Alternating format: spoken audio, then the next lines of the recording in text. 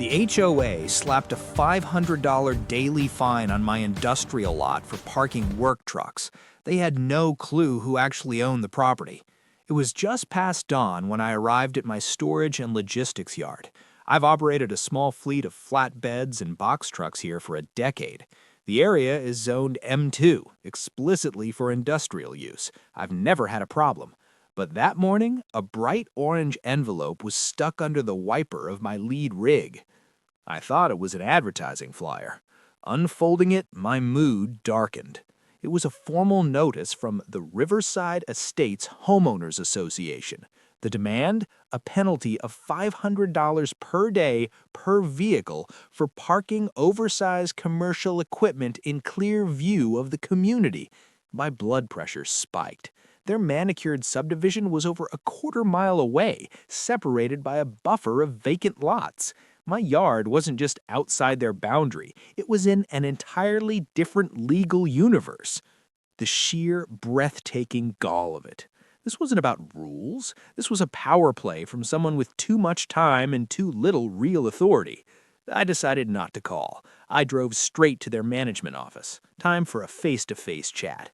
The receptionist in the pristine lobby greeted me with a plastic smile. I held up the notice. "I'm here about this. I need an explanation." She blinked, murmured something, and scurried away.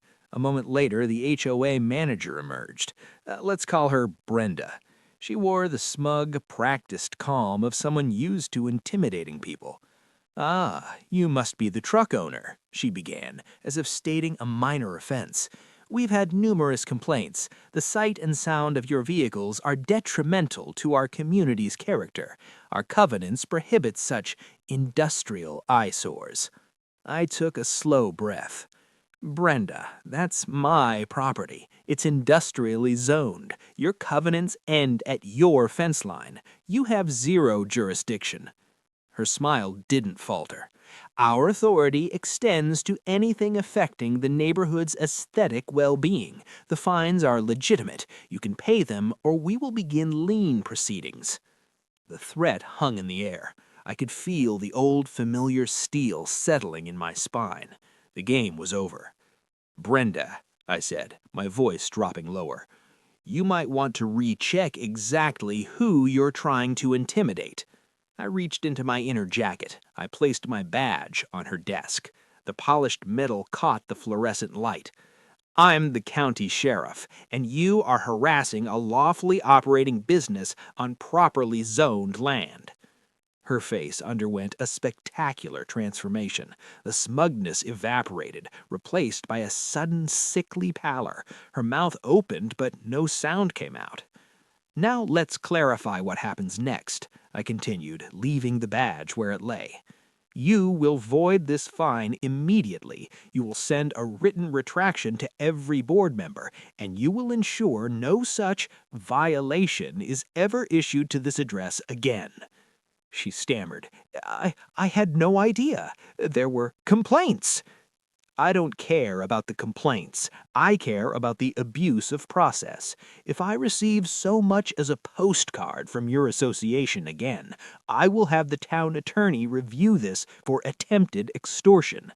My deputies will be very interested in your definition of jurisdiction." She was practically vibrating now. "Of course, it's a mistake. The fine is canceled immediately." "I thought it might be," I said, retrieving my badge. I turned to leave, then paused at the door. "A word of advice, Brenda. Know the limits of your little kingdom." I walked out into the sunlight, the tension dissolving from my shoulders. The issue was resolved, but more importantly, a precedent was set.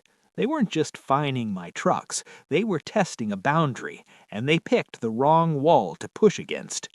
If you enjoy stories where hidden authority flips the script on petty tyranny, show some love, give this video a like, and for more narratives of satisfying role reversals, subscribe to Trending Tales Pulse. A badge isn't just for fighting crime. Sometimes it's for ending nonsense.